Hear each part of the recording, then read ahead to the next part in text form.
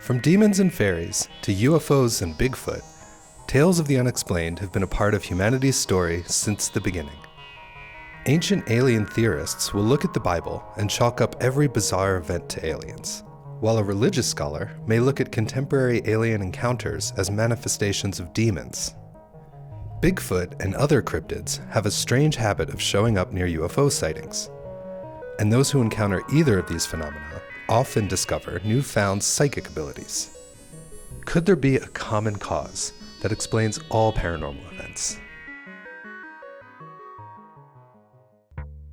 One of the most famous sustained paranormal experiences is the Mothman incident of 1966. For 13 months, Point Pleasant, West Virginia was plagued with sightings of a bizarre winged humanoid, accompanied by mysterious lights in the sky, animal mutilations, and other accounts of paranormal activity. Journalist John Keel famously documented this prolonged period of unusual events in his book, The Mothman Prophecies, which was later made into a film of the same name. These simultaneous events were not new to Keel. He often wrote of window areas, specific locations on our planet where paranormal events were far more likely and even expected to occur. For experiencers and believers of the paranormal, the greatest frustration often lies in the lack of abundant physical evidence. A few landing marks here, a bit of fur there, and even the occasional photograph don't seem to be enough to convince the skeptics. After decades of researching such cases, Keel developed an elegant hypothesis which explains the troublesome disparity between excessive testimony and scarce physical evidence. His book, The Eighth Tower, written at the same time as the Mothman Prophecies, proposes a sort of unified theory to explain all paranormal events.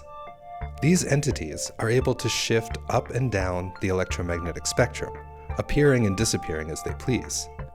Keel called this the super spectrum, and he referred to the beings inhabiting it as ultra-terrestrials.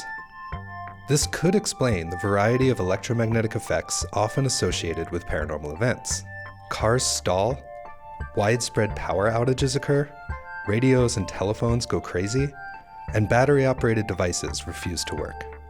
Clocks and watches have also been known to stop in the presence of UFOs, monsters, and ghosts. Keel believes these beings are native to the Earth, which explains their manifestation in different forms throughout the ages, but that they inhabit physical dimensions beyond normal human perception. This theory fits with scientific understandings of how our brains perceive the world around us. It is well known that our senses are only equipped to pick up a very small slice of physical activity. Dogs, cats, and other animals are able to hear audio frequencies we cannot. Is it simply coincidence that they seem to have a sixth sense for the paranormal? Pet psychologist Marty Miller has said, "Sensing the supernatural is natural for dogs because they don't judge it. People could see auras or spirits, but they either don't believe they exist or think that if they do exist, we could not see them. Furthermore, our sensory organs are constantly capturing far more information than our brains can process. One of the most critical functions of the brain's sensory response is filtering out information that it deems unnecessary. Pattern recognition plays a large role in this process. When you see something that looks like a tree, your brain acknowledges the general shape of a tree and quickly creates the idea of a tree. But what happens when you observe something that fits no recognized pattern? What we pay attention to is largely determined by our expectations of what should be present, said Christopher Chabris, a cognitive psychologist, in an interview with the New York Times. Without expecting something, we're unlikely to pay attention to it, he says.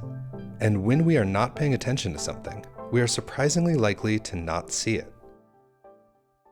This could also explain the common motif described by Keel and many other researchers, that when you start studying these phenomena, they begin to reflect back, occurring with more regularity and even responding to your thoughts.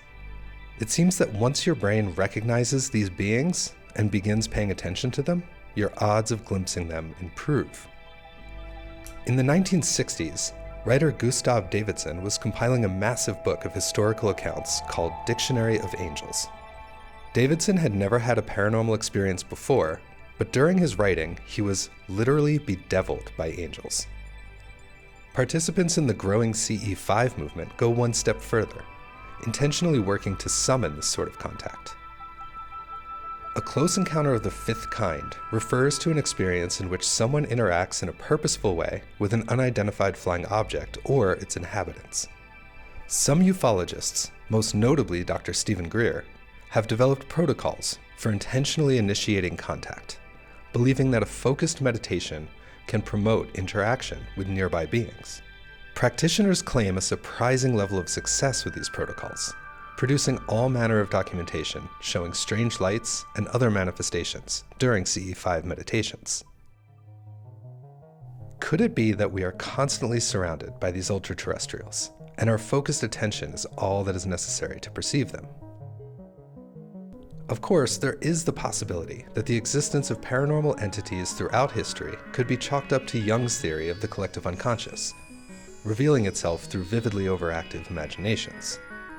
Or could we be living on a densely populated, multi-dimensional planet, alongside beings who have interacted with us for centuries, leaving little trace within our own narrow perception of reality?